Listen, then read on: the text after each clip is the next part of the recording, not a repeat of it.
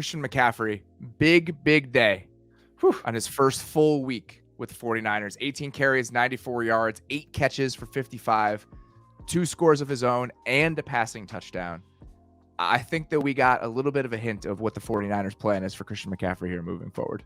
Only the 4th player since the merger, the AFL-NFL merger, to have a rushing, receiving, and passing touchdown in the same game.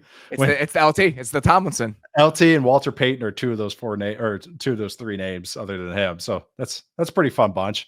But I mean, I tweeted this. It's the thing with CMC is not only he's a great receiver and he is a great just ball carrier, but every type of run is available to him. When he was at Stanford, this was so cool with him. And when he was in Norv Turner's offense in Carolina and Scott Turner's offense was he can run power. He's not just a zone runner. He's not just this type of concept runner. Everything's available. He can get to the edge. He can run in between the tackles. He's got great vision. He's got great timing and pacing on his runs. But on top of it, he's of course an exceptional receiver. He was on the field today for 42 snaps. He had a rusher target on 27 of those snaps. Wow. So 20 routes today, and he caught a first down on 5 of those 20 routes. So 25% of his routes, he caught a first down on, which is just, it's outstanding numbers. I think the league leader in those is usually about 15%. So just a crazy performance from him. And I can talk about his route running in sec, but just an unbelievable player. It's really funny because all the stuff we just talked about with Hill and Waddle, that's the kind of stuff that was jumping out to me about McCaffrey today, is them using him. Decoy isn't really the right word, using his gravity as a receiver to impact the game otherwise. There were 2 plays that I noticed. It was a big chunk to George Kittle in the first half, and they high load the linebacker with McCaffrey running the angle route. Yep. And they hit it up to Kittle over the top. Of the seam, right? Yep. Yeah. With that play, with McCaffrey running that route, he has a gravity to him that most running backs aren't going to have in that situation. And then the Kittle touchdown, they're running McCaffrey into the flat, and Rapp responds to him. He's not even the flat defender, but he sees McCaffrey and responds to him, and then Kittle's open in the corner for a touchdown. So on top of all of the stuff he did with the ball in his hands, I think that he's impacting the game in some quieter ways as well. And if you're trying to talk yourself into this as a plan, trading for Christian McCaffrey and giving up all that you did for him, his ability to make everything around him better within the offense is the only way to justify it. And I still think it's probably a little bit of a stretch, but this is the type of stuff, and these are the type of impacts and influence that I think that you need in order to really sell yourself on what they paid to go get him.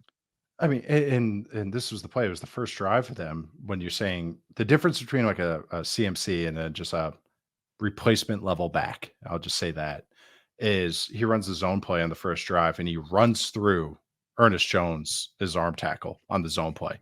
It's blocked for 1 yard. I think it was a 2nd and 4. It's blocked for 1 yard. Like that's the first line of contacts at 1 yard.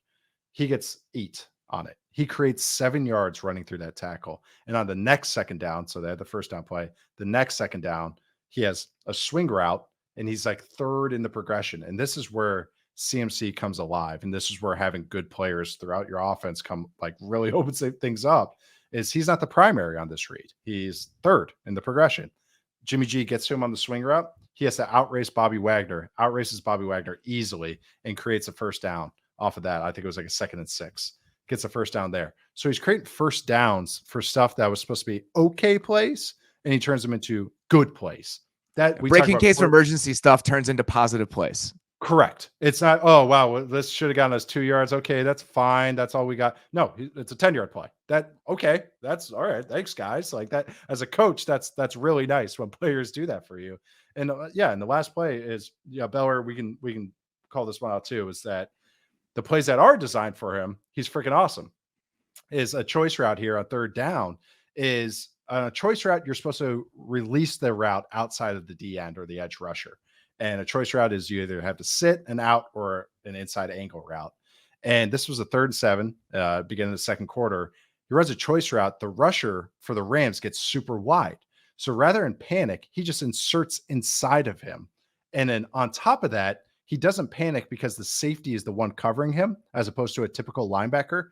He doesn't get God, I almost said, I'm going to say antsy. So I'm sorry. I used to have a coach. I used to say, he was like, don't get horny here. So I almost said that, but I'll say it anyways. He doesn't get horny and try to break in and go for the big play. He understands that safety's rotating down to cover him. So he still breaks out on it. And on top of it, he's 2 yards short of the sticks, breaks the tackle because he turns up inside and breaks another tackle. So he turns a play that could have gone wrong like 5 different ways and runs it like an exceptional route, catches the ball smoothly and breaks 2 tackles, creates a first down. That is what a good player does for your offense. It's something that's designed okay, and he turns it into a plus play for him.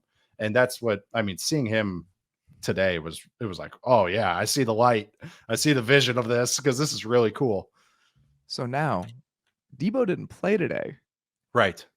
So when Debo gets back, you could probably make an argument that Brandon Ayuk is the 4th best pass catcher on the Niners. Scary. Brandon Ayuk is awesome. He's really good at football. Yes. And you could absolutely make an argument that he is the 4th best player catching the ball for the Niners. That's awesome. That's pretty good. So cool. And I mean, they spent a lot to get it, but you'd hope that you'd have this sort of impact that you watched today.